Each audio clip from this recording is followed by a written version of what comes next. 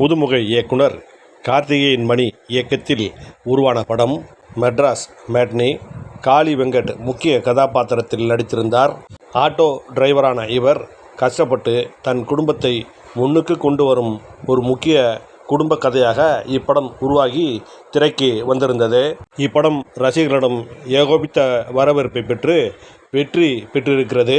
தொடர்ந்து தியேட்டர்களில் படம் ஓடிக்கொண்டிருக்கும் நிலையில் படக்குழுவினர் பத்திரிகையாளர்களை சந்தித்து படத்திற்கு தந்த ஆதரவிற்கும் ரசிகர்களுக்கும் பத்திரிகையாளர்களுக்கும் நன்றி தெரிவித்தனர். இவ்விழாவில் இயக்குனர் கார்த்திகேயன் மணி பேசினார். அவர் பேசும்போது, இப்படம் ஓடிக்கொண்டிருக்கும் திரையரங்கிற்கு நாங்கள் சென்றபோது ஒரு பெண் என்னிடம் வந்து கை கொடுத்தார்.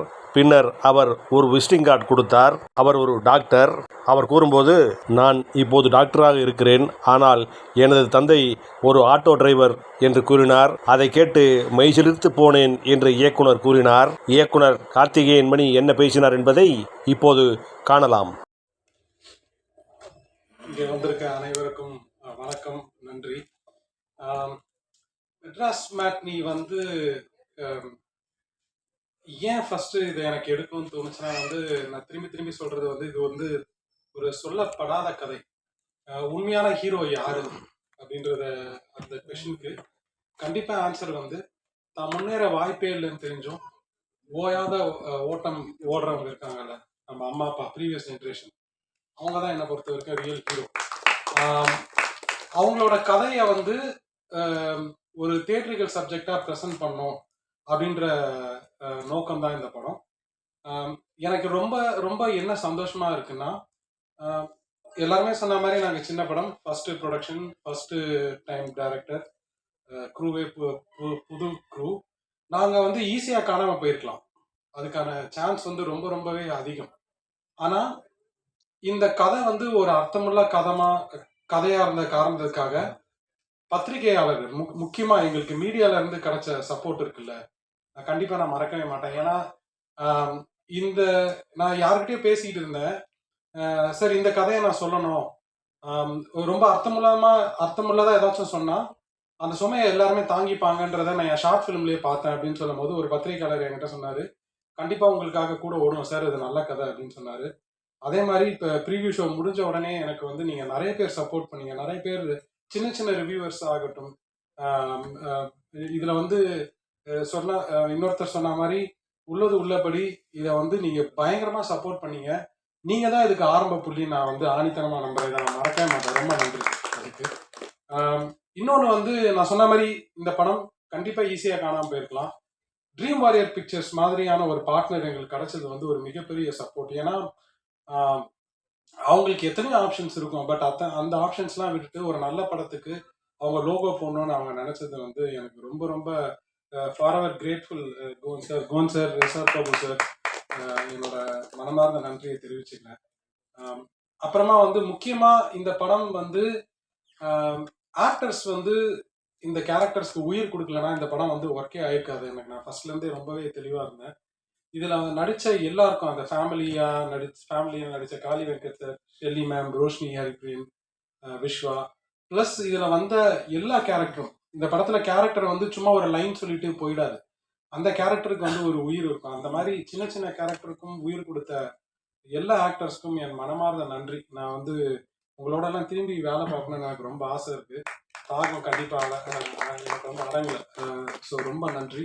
அப்புறம் என்னோட technicians, Jacki sir art director, Snehan sir lyricist, editor Sathish, Anand GK cinematographer, Bala musician.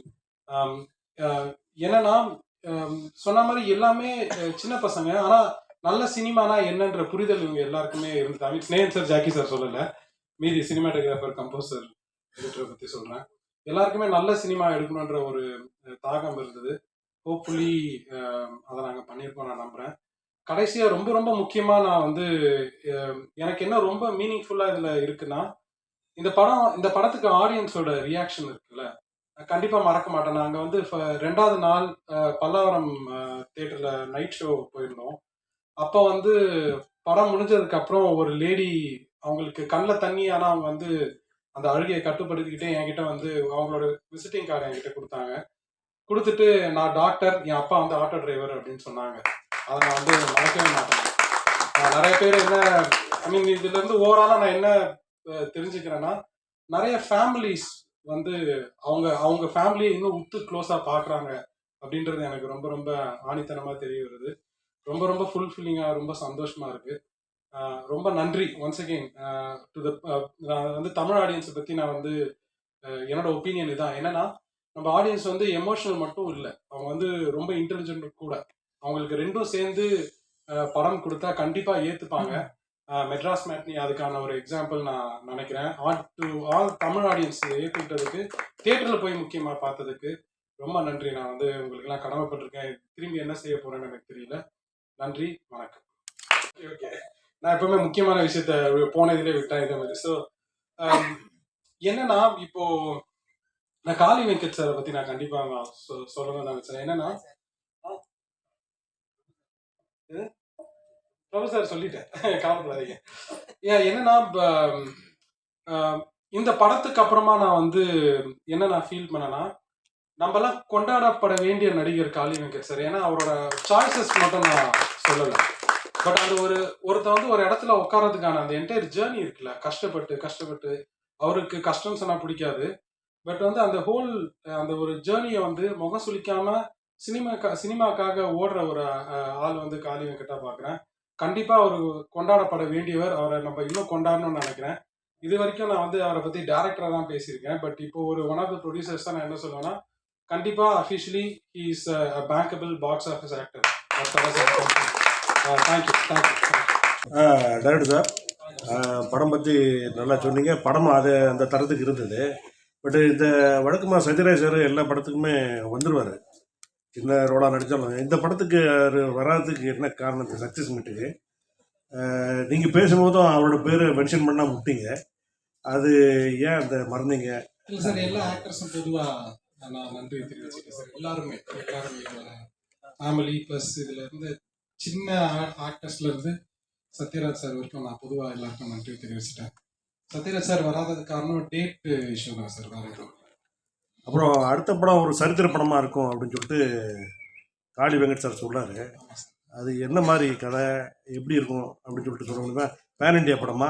ஏன்னா குறுகிய பட்ஜெட்டில் ஒரு படம் எடுத்திருக்கீங்க, பெரிய படம் வாய்ப்பு ஏதாவது வந்திருக்கா, இல்லை பேன் இண்டியா படமாக இருக்குமா? இல்லை, நான் இந்த ஸ்க்ரீன் பிளே முன்னாடி ஃபஸ்ட்டு அந்த பீரியட் ஃபிலிம் தான் சார் எழுதினேன். அது வந்து என்னோட ஷார்ட் ஃபிலிம், புறம்னு ஒரு ஷார்ட் ஃபிலிம் எடுத்தேன். ஒரு புறநானூறு போயம் பேஸ் பண்ண படம் அது. ஸோ கிட்டத்தட்ட அந்த போயமோட ஒரு கண்டினியூஷனாக தான் அந்த கதையை நான் எழுதினேன். ஸோ ஃபஸ்ட்டு படத்துலேயே அவ்வளோ பெரிய படம் எடுக்க முடியாதுன்றதுனால சின்னதாக ஒன்று பண்ணலாம் தான் இந்த ஸ்க்ரீன் பிளே நான் எழுதினேன்.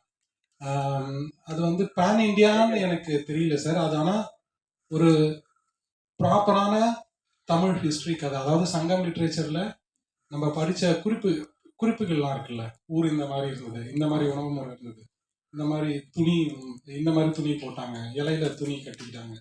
ஸோ என்னென்னலாம் அதில் டாக்குமெண்ட்டாக படிக்கிறோமோ அதுக்கு பேஸ் பண்ணி கிரவுண்டடாக இருக்கும் சார். பீரியட் ஃபிலிம் ஸ்கிரிப்ட் என்கிட்ட இருக்குது. நான் இதெல்லாம் முடிஞ்சதுக்கப்புறம் நான் நெக்ஸ்ட் என்னன்னு பார்ப்பேன் சார். சார் வணக்கம், வாழ்த்துக்கள். வணக்கம் சார். வணக்கம் சார். நிறைய பேர் படம் எடுத்து வச்சுட்டு படம் வெளிவரதுக்கு ரொம்ப இடையில இருக்கு, தேட்டர் கிடைக்க மாட்டேங்குது, அவங்க தடுக்கிறாங்க இவங்க தடுக்கிறாங்க அப்படின்ற புலம்பல் வந்து ஒவ்வொரு ப்ரெஸ் மீட்லையும் இருக்கு. நீங்களும் சின்ன படம் தான் எடுத்து வச்சிருக்கீங்க, உங்களுக்கு அந்த மாதிரி இடையூறுகள் ஏதாவது இருந்துச்சு சார்? ஆக்சுவலி உண்மை சொல்லணும்னா இந்த படத்துக்கு இல்லை சார். ஏன்னா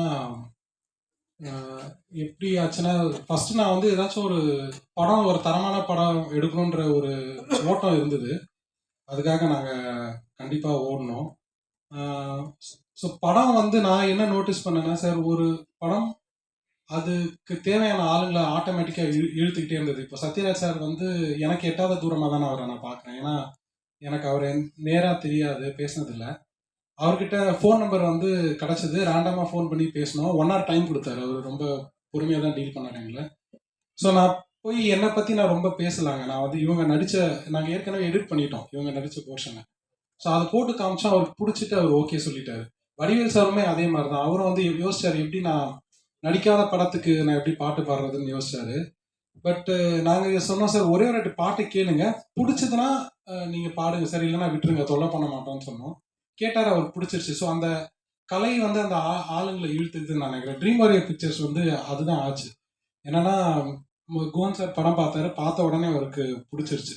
ஸோ ஆனால் இதில் வந்து ஒரு கொஞ்சம் இப்போ நான் ஏன் லக்கி நான் நினைக்கிறேன்னா, ட்ரீம் வாரியர் பிக்சர்ஸ் நினச்சிருந்தா இதை விட இன்னும் கொஞ்சம் ஈஸியர் குதிரை மேலே பந்தயம் கட்டியிருக்கலாம். இது கொஞ்சம் ரிஸ்கியான குதிரை தான் இந்த படம். ஆனால் அவங்க வந்து நல்ல படத்தை சப்போர்ட் பண்ணணும்னு நினைக்கிறாங்கல்ல சார், அந்த மாதிரி எண்ணங்கள் இருக்கிற ஆட்களும் தேவைப்படுதுன்னு நான் நினைக்கிறேன். அது மிக்ஸ் ஆஃப் போத். அந்த படமும் நல்லா இருந்தது, but at the same time அதுக்கு சப்போர்ட் பண்ணணும்னு நினச்ச ஆளுங்களும் எனக்கு தானாக அமைஞ்சாங்க. அதுக்கு அபிஷேக் ராஜாவுக்கு தான் நான் நன்றி தெரிவிக்கணும். அவர் தான் வந்து இதை எடுத்துகிட்டு போய் காமிச்சாங்க அவங்ககிட்ட. ஸோ எனக்கு அந்த மாதிரி அனுபவம் இல்லை. இதுக்கு என்ன டிசர்விங்கோ அது கிடச்சதுன்னு தான் நான் நினைக்கிறேன் சார். எனக்கு அநியாயமாக எங்கேயுமே எனக்கு ஃபீல் ஆனதில்லை. தேட்டர் ஓனர்ஸுமே ஃபர்ஸ்ட் வீக் வந்து பெரிய படத்தோடு வந்தாலுமே நாங்கள் வந்து கோயம்புத்தூர் திருப்பூர்லாம் போனோம். அங்கே வந்து தேட்டர் ஓனர்ஸ் அவ்வளோ வெல்கமிங்காக இருந்தாங்க. ஐ மீன் குஹன் சார் ப்ராப்ளம் இன்னும் டீட்டெயிலாக இதை பற்றி பேசலாம். அவங்க வந்து இதுக்கு ஸ்க்ரீன் வந்து தரத்துக்கு வந்து ரொம்பவே வில்லிங்காக தான் சார் இருந்தாங்க. அது உண்மைதான். அதாவது இன்னைக்கு உள்ள ஜென்ரேஷன் வந்து பார்த்தீங்கன்னா கண்ணீர் சிந்த வைக்கிற அளவுக்கு யாரும் படம் எடுக்கிறதுக்கு முன் வர்றது கிடையாது. வெட்டு குத்து கத்தி கடப்பார் அந்த மாதிரி போயிட்டாங்க. பட் நீங்க வந்து ஒரு ஃபேமிலி ஆடியன்ஸ் வந்து படம் பார்த்துட்டு கண்ணீர் சிந்தி அந்த கவலையை வெளிப்படுத்திட்டு வர அளவுக்கு படம் எடுத்திருக்கீங்க. அடுத்து எடுக்கக்கூடிய படங்கள் இதே மாதிரி இருக்குமா இல்ல வேற மாதிரி இருக்குமா? அந்த வேற மாதிரி இருக்க சான்ஸ் இருக்கு சார். ஐ திங்க் அந்தந்த கதைக்களம் அந்தந்த காலகட்டத்துக்கு ஏற்ற மாதிரி தான், அந்த காலத்துக்கு ஏற்ற உண்மையான கதை எடுக்கணும்னு ஆசை சார். எனக்கு வேற எதுவும் இல்லை. இதே மாதிரி என்னால் இப்போ இன்னொன்று பண்ண முடியுமான்னு கேட்டிங்கன்னா இல்லை. இப்போ நான் வந்து இப்போ இந்த ஹோல் சிஸ்டமை பார்க்காம நான் இதை எழுதிட்டேன். அடுத்த வாட்டி இதே மாதிரி எழுதுற தைரியம் எனக்கு வருமானு கூட எனக்கு தெரியல. ஸோ ஆனால் எது பண்ணாலும் அந்த காலத்துக்கு உண்மையாக எடுக்கணும்னு நான் நினைக்கிறேன் சார். வேற எதுவும் அண்ணா வணக்கம்.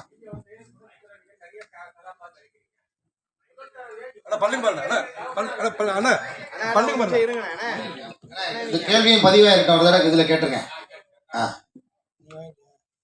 ஒன்றும் இல்லை, முதல் தடவையா நீங்க ஒரு தகப்பனார் இடத்துக்கு ஒரு பையனுக்கு ஒரு குடும்பத்துல தலைவனான ஒரு தகப்பனார் வேடம் நடிக்கிறீங்களா? இன்னும் தகப்பனார் வேடம் யார் நடிக்கலாமா? எப்படி உங்க கேரக்டர் எப்படி இருக்குன்னு நினைக்கிறீங்க? ஆனா இறுதி சுற்று மிஸ் பண்ணிட்டீங்கன்னா நினைக்கிறேன். இறுதி சுற்றுலயே நடிச்சிட்டேன் நானு. அப்போ அவங்களுக்கு 20 வயசு ஹீரோயின், அவங்களுக்கு அப்பாவா நடிச்சேன்.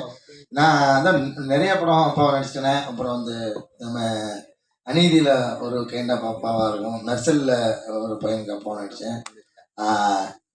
இப்போ இதுல ஒரு விதமான அப்பாவா இருக்கு. ஸோ எனக்கு ஆல்ரெடியே நான் நிறையா தான் அப்பா நடிச்சேன்னு நினைக்கிறேன்.